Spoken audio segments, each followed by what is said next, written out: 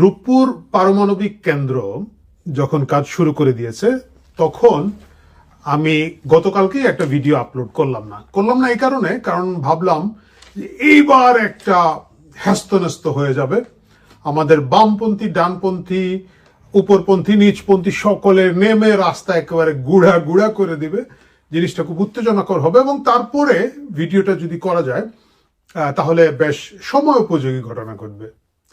কিন্তু All Quiet on the Western Front, সবকিছুই চুপচাপ নীরব। এখন আর আমি কোনো স্যারকে, আনু মোহাম্মদ স্যারদের মতো কাউকে দেখলাম না যে রাজপথ উত্তাল গরম করে ফেলতে। রূপপুর পারমাণবিক কেন্দ্রকে নিয়ে কোনো হইচই খুব একটা চোখে পড়লো না। এখন যেহেতু চোখে পড়লোই না, তাহলে তো আর ভিডিওটা অপেক্ষা করে বাদ দিয়ে রাখা যায় না, সুতরাং আজকে এই ভিডিওটার অবতারণা। দুর্ভাগ্য শেখ হাসিনার, দুর্ভাগ্য আওয়ামী লীগের। যখনই তারা যেটা কাজ করতে যেত তখনই দেখা যেত যে ব্যাপক হইচই হাবিজাবি হতো। কিন্তু সেই রূপপুর যখন এখন বাস্তবতা, কয়েক মাসের মধ্যে এটা উৎপাদনে যাবে, তখন কিন্তু সেই প্রতিবাদ আমরা দেখতে পাচ্ছি না। এখন কেউ বলছেন না যে মেগা প্রজেক্ট সব ভেঙে ফেলতে হবে, মানে একেবারে তৈরি করা মেগা প্রজেক্ট ভেঙে ফেলার কথাটাও কিন্তু ইউনূস সরকারের কোনো কোনো উপদেষ্টা বলেছিলেন। যাক, সেখানে না যাই, আমি একটা ছোট্ট কাহিনীর কথা বলি। মানে এটা গল্প না, এটা সত্য ঘটনা। আমাদের সিলেটের এক ভদ্রলোক, তিনি ছোটবেলা খুব দরিদ্র ছিলেন, খুবই স্ট্রাগল করা লাইফ ছিলেন, মা তাকে অনেক কষ্ট করে বড় করেছেন এবং উনি এখন আমেরিকায় থাকেন, নিউ ইয়র্কে থাকেন, তিনি লং আইল্যান্ডে। অনেক টাকা পয়সার মালিক হয়েছেন, অনেক টাকা পয়সার মালিক হয়েছেন, স্ট্রাগল করেছেন আমেরিকায় গিয়ে এবং হয়েছেন। তো ওনার মাকে উনি যথেষ্ট পরিমাণ চেষ্টা করেছেন আদর যত্ন করার শেষ মুহূর্তে, এবং মা মারা গেলেন। তো ভদ্রলোক কাঁদছিলেন এবং একটা কথা প্রসঙ্গে বলছিলেন। আমরা সকলে তাকে সান্ত্বনা দিচ্ছিলাম যে আপনার তো মাকে করার সুযোগ হয়েছে, আল্লাহ দিয়েছেন, বয়সে চলে গেছেন। তখন উনি একটা কথা বলেছিলেন যে ভাই, আমার দুঃখটা কি জানেন? আমার মা এত টাকা পয়সার জন্য কষ্ট করেছেন সারা জীবন, আজকে যে আমার কত টাকা, এটা আমার মা কল্পনা করে যেতে পারলেন না। মানে উনি বুঝতে পেরেছেন টাকা আছে, কিন্তু আমার যে কি পরিমাণ টাকা, উনি মিলিয়নিয়ার আমেরিকায়, এইটা কল্পনা করারও ক্ষমতা আমার মায়ের ছিল না। ওনাকে যে আমি এটা বোঝাতে পারলাম না, এটা এক ধরনের কষ্ট। শুনতে আদিক্ষেতা মনে হতে পারে, কিন্তু আসলেও কিছু কিছু কষ্ট খুব উদ্ভট এবং অদ্ভুত থাকে।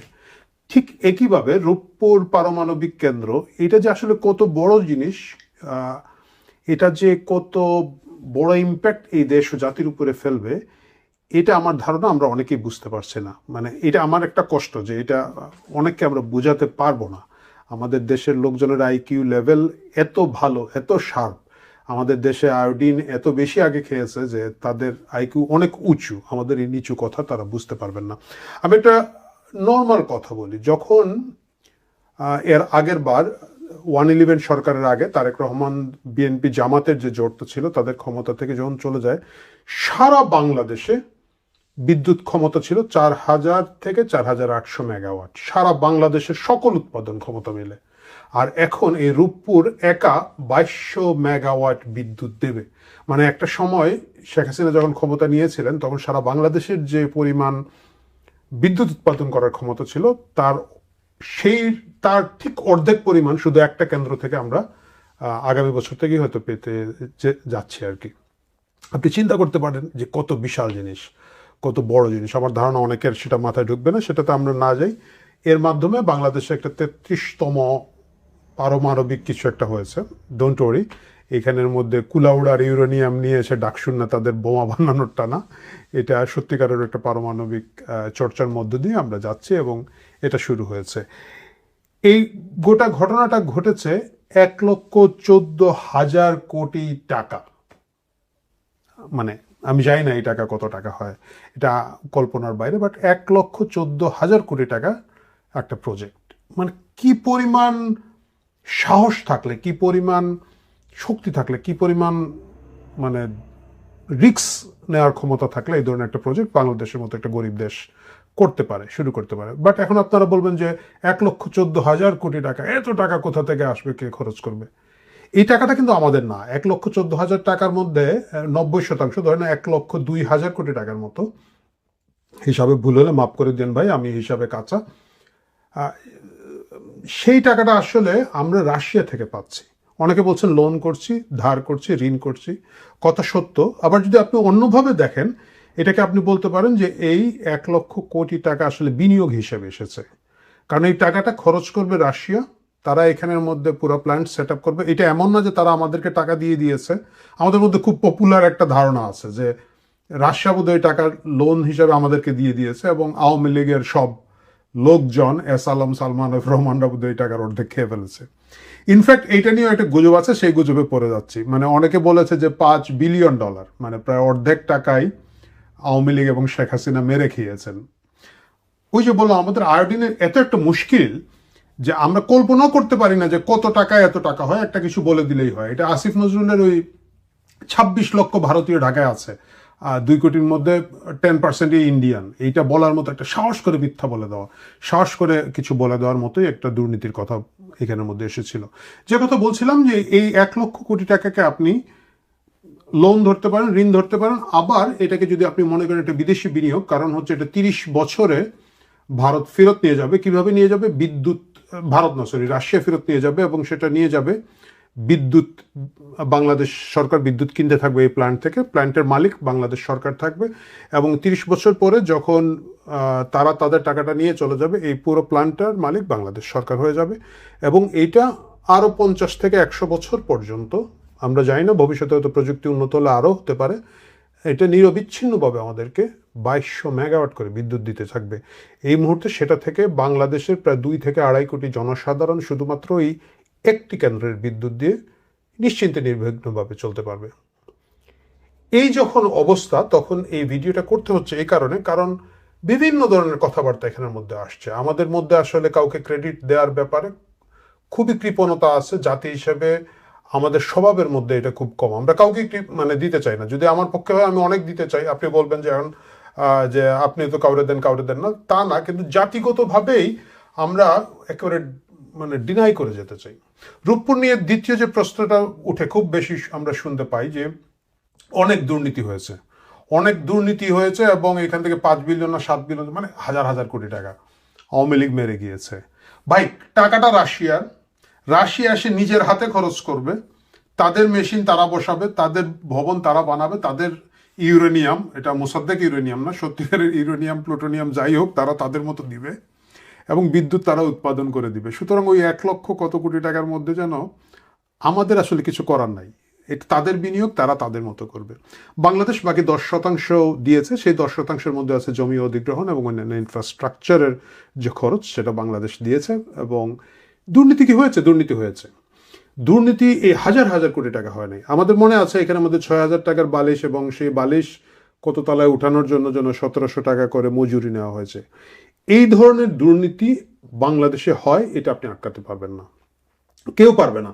আপনি দেখেন এই যে এখন জাতীয় সংসদ শুরু হয়েছে, সংসদ ভবনের একটা ক্যামেরা দিয়েছে, সেই ক্যামেরা 2 নম্বর পার্টস দিয়ে নিয়ে চলে গেছে। ওই যে ওদের হেডফোন, এখন দেখবেন ম্যাক্সিমাম এমপি হেডফোনে কথা শুনতে পায় না, এরকম করে হাত নাড়ায় এবং এটা করে।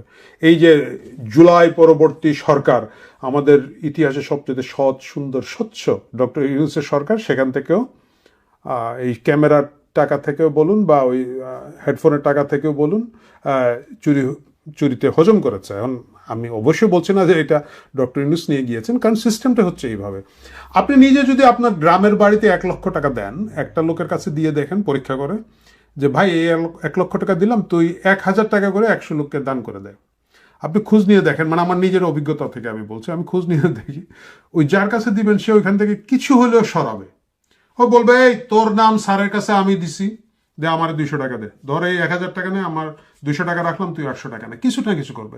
একটা জাতির 8-5 তলা, টপ টু বটম, সুযোগ পেলেই লোকজন দুর্নীতি করে, সুযোগ পেলেই চুরি করে।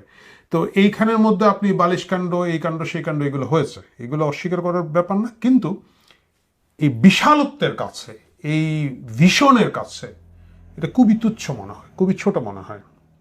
এখন আপনারা থার্ড যে অভিযোগটা আমি অনেক বেশি শুনছি বিশেষ করে, এটা কি শেখ হাসিনা তার বাপের টাকা দিয়ে করেছে। মজার ব্যাপার হচ্ছে এটা শেখ হাসিনা তার বাপের টাকা দিয়ে করে নাই, ওনার বাপের টাকা পয়সা ছিল না, কারণ খোঁজ খবর করে পাওয়া যায় নাই। শেখ হাসিনা আবার আমার আপনার বাপের টাকা দিয়েও করে নাই, আমার আপনার বাপেরও আবার আসলে এত টাকা নাই। টাকাটা কমপ্লিটলি রাশিয়ান সরকারের টাকা, বিদেশি বিনিয়োগ, বিদেশি লোন, যেভাবেই দেখি সেই টাকা দিয়ে করেছেন। তাহলে এখানের মধ্যে শেখ হাসিনা বলেন বা আওয়ামী লীগ সরকারের ক্রেডিটটা কি? আওয়ামী লীগ সরকারের এখানে ওই ক্রেডিটটা নাই। এদের ক্রেডিটটা হচ্ছে ওই যে বললাম যে ভিশনটার জায়গা দেখেছে, তা বড় আকারে জিনিসটা দেখতে পেরেছে। এই ক্রেডিটটা উচিত আওয়ামী লীগকে দেওয়া, এই সরকারকে দেওয়া, শেখ হাসিনাকে দেওয়া, যে তিনি এই ভিশনটা দেখতে পেরেছেন। এই বিষয়ে আমি একটা কাহিনী বলতে চাই। এই ধরনের কাহিনী হচ্ছে আমাদের মাহাতির মোহাম্মদের আত্মজীবনীতে পড়েছিলাম। উনি 1981 সালে 847 কিলোমিটার হাইওয়ে করার প্ল্যান করলেন, এক্সপ্রেসওয়ে করার প্ল্যান করলেন মালয়েশিয়ার একেবারে টপ টু বটম থেকে। তার পরিকল্পনাটা ছিল যে এই রাস্তাটা যদি হয়, রাস্তার দুই দিকে সভ্যতা যাবে, শিল্পায়ন যাবে, হেভি ইন্ডাস্ট্রিতে যাবে। 1981 সালে যখন মালয়েশিয়ার কথা বলছে, মালয়েশিয়ার অর্থনৈতিক অবস্থা বাংলাদেশের মতোই ছিল, মানে বাংলাদেশের এখনকার মতো না, বাংলাদেশেরও ওই সময়কার যে 80 সালের যে গরিবী হালত, তাদেরও একই গরিবী হালত ছিল। মালয়েশিয়ার একটু অল্প বিস্তর হতেই পারে 19-20, কিন্তু একই অবস্থা ছিল। এবং মাহাতির যখন এটা করতে চান, একই ধরনের বিরোধিতা, মানে সেখানকার যারা বামাতি, জামাতি, আমাতি সবাই বিরাট বিরোধিতা। এই বিরোধিতা কেন? গাঙ্গের মাঝখান দিয়ে রাস্তা নিয়ে কি হবে, জমিনের মাঝখান দিয়ে রাস্তা নিয়ে কি হবে, ওইদিকে মানুষ নাই নিয়ে কি হবে। এবং এটার ব্যাপক বিরোধিতার পরেও মাহাতির মোহাম্মদ সেটা করেছিলেন। এবং তার পরিকল্পনা ছিল যে এই রাস্তাটা আজকের জন্য করা হচ্ছে না, এই রাস্তাটা করা হচ্ছে 10, 15, 20 বছর পরে শিল্পায়ন যাবে, মানুষ চলাফেরার জন্য এই রাস্তাটা আমরা আগেই সারা দেশের মধ্য দিয়ে একটা রোড নেটওয়ার্ক তৈরি করে দিব। আজকে মালয়েশিয়া কোথায় আছে আপনারা জানেন? মালয়েশিয়া যাওয়ার জন্য আমাদের শ্রমিকরা যান প্রাণ দিয়ে মরে যাচ্ছি আমরা রাস্তাঘাটে। সেই মালয়েশিয়া সেই অর্থনৈতিক জায়গায় গিয়েছে, সেকেন্ড হোম করে আমরা সেখানের মধ্যে যাই, গিয়ে বসে থাকি। ওই যে মাহাতির মোহাম্মদের যে দীর্ঘস্থায়ী পরিকল্পনার জায়গাটা, এরই একটা ফলশ্রুতিতে মালয়েশিয়া আজকে এখানে গিয়েছে। সো আমাদের আসলে ওই ধরনের নেতা দরকার ছিল, আমাদের সেই লিডারশিপ প্রয়োজন যারা অনেক বেশি ভিশন দিবেন, অনেক বড় আকারে দেখতে পারবেন। আর এটা যদি আমরা না করতে পারি তাহলে কিন্তু আমাদের মুশকিল আছে। সুতরাং আমি এই ক্রেডিট আওয়ামী লীগকে দেই না যে এটা আওয়ামী লীগ তার বাপের টাকায় করেছে, এবং আওয়ামী লীগ এটা আমাদের বাপের টাকায় করে নাই। বাট ওই 10% যদি বলেন আমাদের টাকা, অবশ্যই আমাদের টাকা, 90% সেটা না, কিন্তু ওই ভিশনটা তারা দেখেছিলেন। এবং এখন আওয়ামী লীগ নাই, শেখ হাসিনা নাই, ওকে আমি মেনে নিচ্ছি, এটা রাজনৈতিক বাস্তবতা, এটা নিয়ে আমার কোনো ধরনের আফসোস হাউতাস নাই, আমি আফসোস লীগের মেম্বার না। কিন্তু পরবর্তী যে নেতারা আসবেন তারা এই ভিশনটা যদি ধরে রাখতে না পারেন, এই দেশকে আগাতে পারবেন না। আপনারা জানেন সম্প্রতি নিউ মার্কেটের সামনে একজন শীর্ষ সন্ত্রাসী গুলি খেয়ে মারা গিয়েছেন, সেটাও 2-3 দিন আগের ঘটনা। এবং এটা নিয়ে গতকালকে আমি আমার এক বন্ধুর সাথে গল্প করছিলাম, তো আমি খুব আফসোস করছি। তো আমার বন্ধু আমাকে বলছে যে আফসোস করো না, আমাদের তো আসলে এইরকমই থাকার কথা ছিল, আমাদের তো দেশ এইরকমই ছিল, আমাদের তো আগে তাই ছিল। আমাদের এখানে শীর্ষ সন্ত্রাসী গুলি করে মেরে ফেলা হয়, ওইখানে আরেক শীর্ষ সন্ত্রাসী আরেকজনকে মারবে, ঢাকা শহরে 32টা শীর্ষ সন্ত্রাসী, 34টা, এইটা আমরা তো এখানেই ছিলাম। সামহাও মাঝখানে একটু ভুল ত্রুটি হয়ে গিয়েছিল, আমরা শীর্ষ সন্ত্রাসীদেরকে কাউকে কাউকে মারা গিয়েছে, কাউকে কাউকে দেশের বাইরে থাকতে বাধ্য করা হয়েছে, এবং অধিকাংশকে জেলে ফেলা ঢুকে দেওয়া হয়েছে। কিন্তু আমরা তো ফেরত গিয়েছি সেই দেশে, আমরা তো দরজা জানালা খুলে পিচ্চি, হেলাল, সুইডেন, আসলাম, আরো কি কি যত শীর্ষ সন্ত্রাসীদেরকে ছেড়ে দিয়েছি। তারা এখন বাইরে এসেছে, তারা একজন আরেকজনকে গুলি করে মারবে, রাস্তাঘাটে এইভাবে মারামারি হবে। এটাই তো আমাদের বাস্তবতা ছিল। আমাদের বাস্তবতা তো সেটাই যে আমাদের 24 ঘন্টার মধ্যে 18 ঘন্টা বিদ্যুৎ থাকবে না। আমরা তো সেই জায়গায় অভ্যস্ত ছিলাম। তো আমরা সেই জায়গায় যদি ফেরত যাই তাহলে মুশকিলটা কোথায়? আমাদের তো বাচ্চারা গিয়ে টিকা পাবে না, অসুখে বিসুখে রোগে শোকে আমাদের লোকজন রাস্তাঘাটে মারা যাবে, আমাদের জন্ম নিয়ন্ত্রণ সামগ্রী থাকবে না, আমাদের কুত্তা কামড় দিলে কুত্তার ভ্যাকসিন নাই, বিলাই কামড় দিলে বিলাইয়ের ভ্যাকসিন নাই, সাপে কামড় দিলে মানুষ মরে যাবে, শত শত মানুষ সাপের কামড়ে মারা যাবে, ভ্যাকসিন পাবে না। আমাদের তো সেই, আমাদের ভাগ্য তো সেই জায়গাতেই ছিল, আমাদের তো তাই হওয়ার কথা। আমাদের খাবারের পিছনে লোকজন দৌড়াবে, খাবারের সংকট থাকবে, বিদ্যুৎ থাকবে না, আমাদের পেট্রোল পাম্পের সামনে দীর্ঘ লাইন। এটা অবশ্য আগে ছিল না, এটা নতুন জিনিস। এই জায়গা থেকে বেরিয়ে আসার যে প্ল্যান, যে ভিশন, যে আকাঙ্ক্ষার জায়গাটা, এটা আমাদের মধ্যে কিছুটা তৈরি হয়েছিল। এইটা যদি আমরা আগামীতে তৈরি করে রাখতে পারি তাহলে রূপপুর বিদ্যুৎ কেন্দ্র আমাদের যেন শেষ বড় প্রজেক্ট না হয়, আমরা যেন ভবিষ্যতে আরো অনেক অনেক বড় প্রজেক্ট করি। আমি খুব দুর্ভাগ্য মনে করি যে আমাদের যে, আমি দেখেছি তারেক রহমান বলেছেন যে তারা ভবিষ্যতে আর মেগা প্রজেক্ট, বড় প্রজেক্টে যাবেন না। তাদের ভিশন, তাদের স্বপ্ন ছোট ছোট। তাদের স্বপ্ন হচ্ছে কার্ড দিয়ে লোকজনকে দেওয়া, যে ঠিক আছে তোর প্রথমে একটা কার্ড নে বা ফ্যামিলি কার্ড, এটা দিয়ে বাজার করবা, বাজার করে যদি তারপর বাসায় না রান্না করতে পারবা না তখন তোমার এলপিজির কার্ড দেওয়া হবে, এলপিজির কার্ড দিয়ে খাওয়ার পরে যদি তোমার বাসন কোসন পরিষ্কার করার জন্য সাবান নাই, তোমাকে একটা ছাই দিয়ে মাজের জন্য হয়তো ছাই কাঠ দেওয়া হতে পারে, আই ডোন্ট নো।